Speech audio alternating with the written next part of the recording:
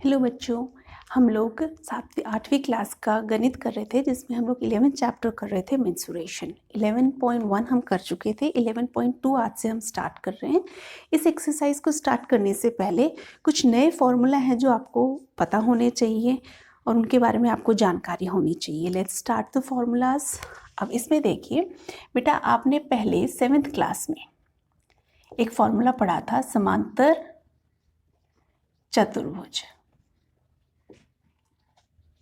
समांतर चतुर्भुज का क्षेत्रफल, यह आपने पढ़ा था आधार गुना में ऊंचाई। ठीक है जी, ये आपने पढ़ी थी यहाँ पे। अब समांतर चतुर्भुज क्या होता है? आमने सामने की वह बंद आकृति जिसकी 4 भुजाएं हैं और आमने सामने की जो भुजाएं हैं वो समांतर है। ये भुजा जो है ये इसके समांतर है और ये भुजा जो है ये इसके समांतर है। ठीक है, मतलब ये A है, ये B है, तो A समांतर है B के, ये C है, ये D है, तो C समांतर है D के। ठीक है, ये हो गया। और यहाँ पे ऐसे नहीं है कि चारों भुजाएं बराबर है, वो कोई इंपॉर्टेंट नहीं है। समांतर चतुर्भुज मतलब आमने सामने की भुजाएं हमारी समांतर होनी चाहिए। अब 8th क्लास में हम एक नया शब्द पढ़ेंगे, समचतुर्भुज। समचतुर्भुज नाम से ही आपको पता है, वह बंद आकृति जिसकी सभी भुजाएं, चतुर्भुज 4 भुजाएं सम बराबर। चतुर्भुज का क्षेत्रफल जब हम पढ़ेंगे तो समांतर चतुर्भुज, अब बेटा इसका भी एक सूत्र तो हमारा हम यही पढ़ते हैं, आधार गुना में ऊंचाई। अगर हमें आधार दे रखा है और ऊंचाई दे रखी है तो ठीक है।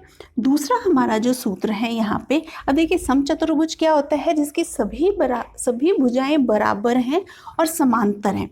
तो ये हो जाएगा, ये सारी भुजाएं जो हैं इसकी, ये भी A है, A है, A है, A है, तो ये सभी भुजाएं जो है बराबर हैं और आमने सामने की भुजाएं समांतर होती हैं।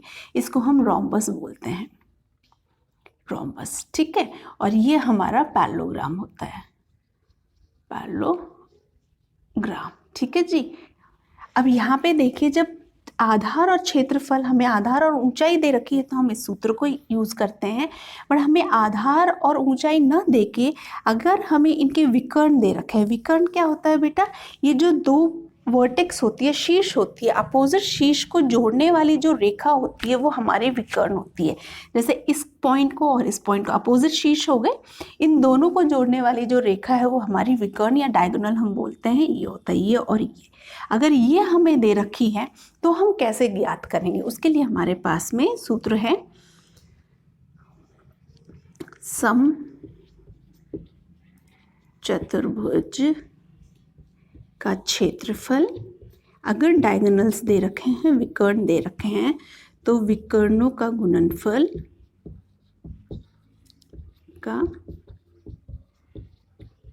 मतलब multiplications of diagonal divided by 2।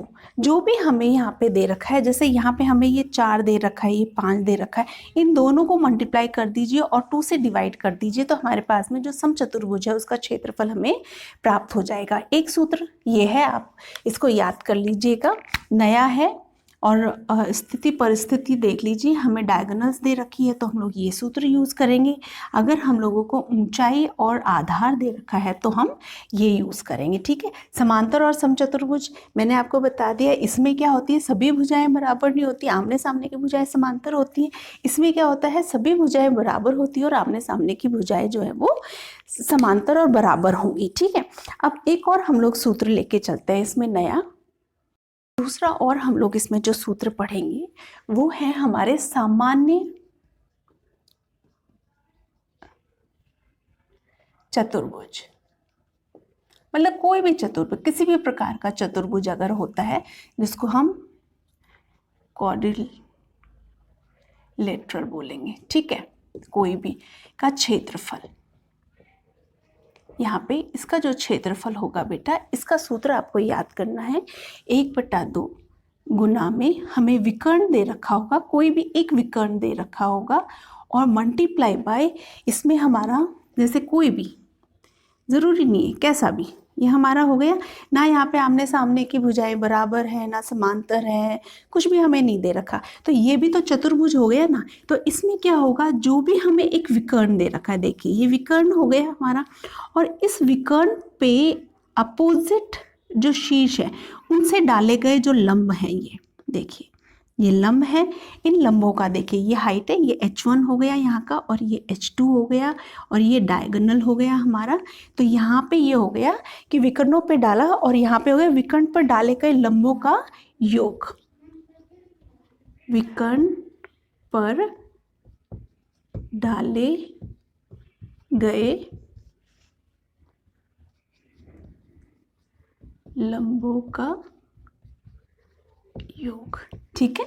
यहाँ पे जो भी हमारे लंब हैं, यहाँ पे h1 और h2 है, इसका योग तो यहाँ पे हम शॉर्ट फॉर्म में लिख सकते हैं 1/2। ये आपको सिर्फ वैसे याद करने के लिए है, h1 प्लस में h2, जहाँ पे h1 प्लस h2 में क्या है, विकर्ण जो है, ये विकर्ण है, इसके ऊपर जो डाले गए लंब हैं, ये जो डाले गए इनकी जो हाइट है, जो ऊंचाई है, वो उनका योग divided by multiply by diagonal, ये डायगोनल, और डिवाइडेड बाय 2। ये हमारा दूसरा सूत्र है जो हमें याद करना है इस वाले 11.2 को जब हम इसको हल करेंगे तब।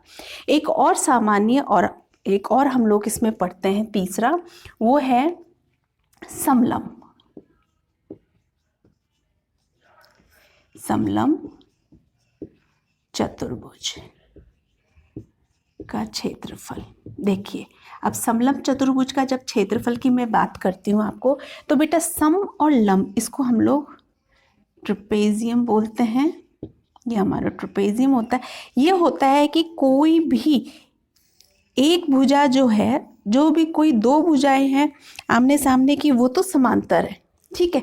एक जोड़ा ये आमने सामने की, या तो ये हमारे यहाँ पे इसको A ले लीजिए, इसको B, A जो है वो B के समांतर है, या फिर हम लोग इसको दूसरे भी तरीके से कर सकते थे, इसको उल्टा भी हम लोग अगर कर देते तो यहाँ पे क्या होता हमारे, ये मैं ऐसे कर देती तो ये भी मेरा ट्रेपेजियम हो गया।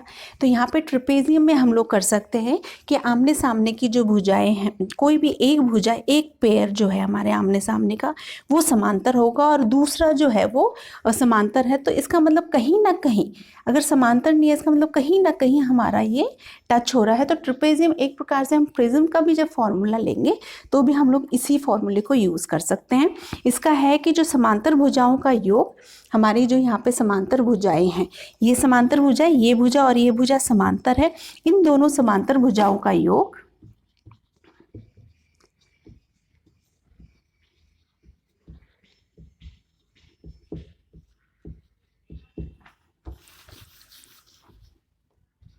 समांतर भुजाओं का योग, यहाँ पे आपको मैंने बता दिया, इन दोनों समांतर भुजाओं का योग गुना में इसकी ऊंचाई, गुना में ऊंचाई, ये हमारा इसका सूत्र हो गया। यहाँ पे ट्रेपेजियम का समलंब आपको समझ में आ गया कि समांतर भुजाओं का योग डिवाइडेड बाय 2 मल्टीप्लाई बाय ऊंचाई। ये जो भी हमारी समांतर भुजाएं हैं, इन दोनों भुजाओं का योग कर लेंगे, और जो हमें यहाँ पे ऊंचाई दे रखी होगी, ये वाली जो यहाँ पे हमें ऊंचाई दे रखी होगी, मल्टीप्लाई बाय ऊंचाई। तो यहाँ पे आपने 3 फॉर्मूला पढ़ लिए। एक फॉर्मूला आपने समचतुर्भुज का पढ़ा था, मैं यहाँ पे लिख देती हूँ फिर से।